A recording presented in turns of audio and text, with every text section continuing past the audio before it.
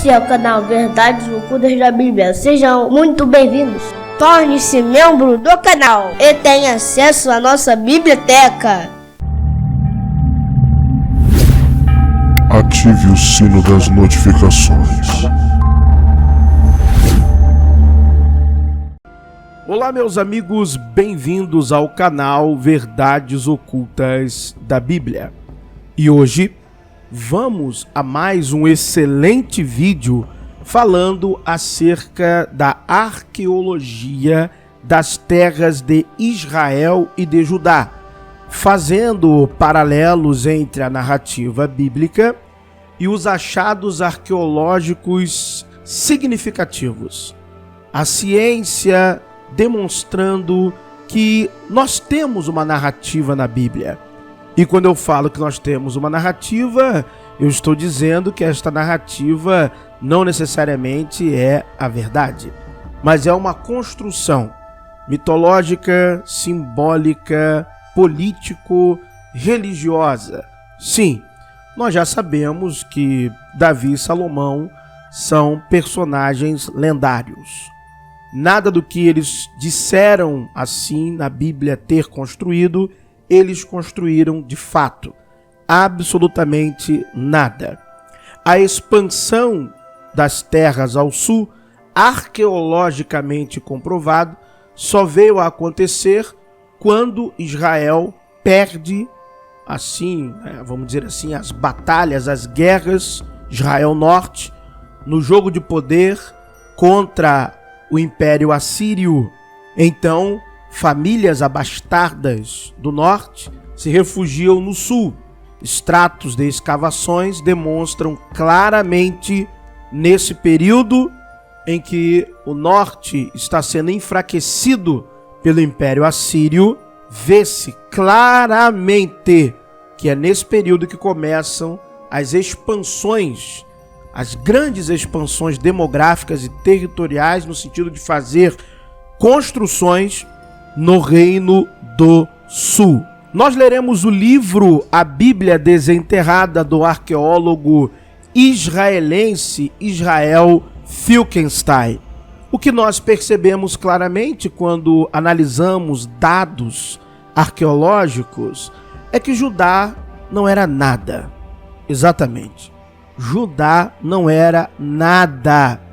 Era um reinozinho, uma provinciazinha pequena. Judá, o estado de Judá, não era nada. Não tinha força, não tinha importância no cenário geopolítico, e a importância que vai ganhar-se depois, na minha opinião, ainda assim é porque ocorre o problema no norte, que nós vimos também que não foi um cativeiro total, como está descrito na narrativa bíblica. 1/5 aproximadamente da população de Israel Norte é que foi cativo à Assíria. E esse 1/5 eram trabalhadores, artesãos, alguns nobres, pessoas que tinham determinada importância pela atividade que exerciam ou pelos cargos públicos ou pela nobreza que assim tinham. Então, a narrativa bíblica, ela tenta manipular a história de fato. Nas suas demonstrações, manipular a história a favor de contar a sua mitologia. E estou me referindo principalmente ao período dos reis de Israel. Então, não estou aqui para discutir ou para oferecer proposta de um debate. Não, isso aqui é ciência, é história, é arqueologia. Já está comprovado, não há mais debate. O debate só há na cabeça do religioso. Então, e este canal, sinto dizer aos religiosos, não é para vocês. Este canal é um canal de apresentação de evidências, ciências e por aí vai. Então vamos à leitura do livro. Vamos à leitura do livro A Bíblia Desenterrada, do arqueólogo israelense Israel Finkelstein, Os Últimos Estertores de Israel. Com a morte de Jeroboão II, em 747 antes da Era Comum, a estrutura da sociedade israelita, a despeito de sua prosperidade material e das realizações nos campos da arquitetura e do militarismo, mostrou-se oca.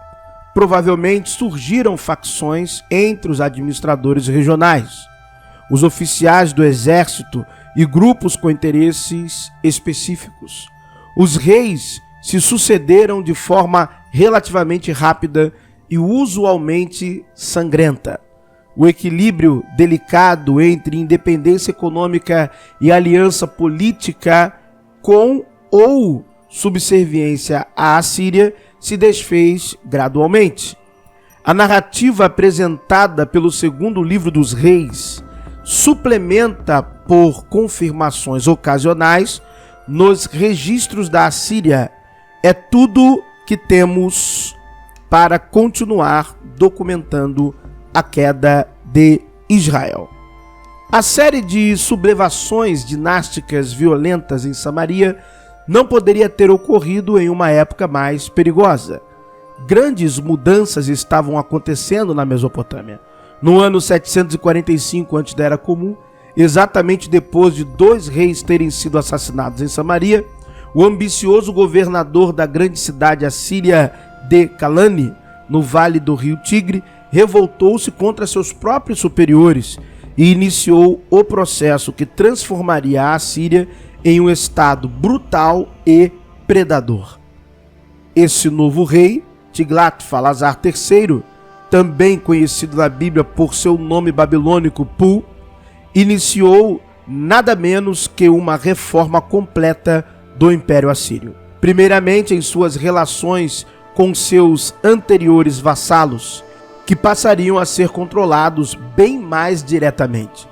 Em 738 antes da Era Comum, ele liderou seu exército em uma grande campanha de intimidação rumo oeste, na qual ele conseguiu submeter os anteriores vassalos semi-independentes da Assíria, com exigências econômicas sem precedentes. Porém, isso foi só o começo. Na era do imperialismo assírio inaugurada por Tiglat-Falazar, a vassalagem logo daria lugar à conquista e anexação, ficando as populações locais sujeitas à deportação sempre que as autoridades assírias desejassem. Em Samaria, a capital israelita, com a morte do rei Manaém em 737 antes da Era Comum, e o assassinato quase imediato do seu filho e sucessor por um oficial militar chamado Faceia, filho de Romelias, a política externa do reino de Israel mudou.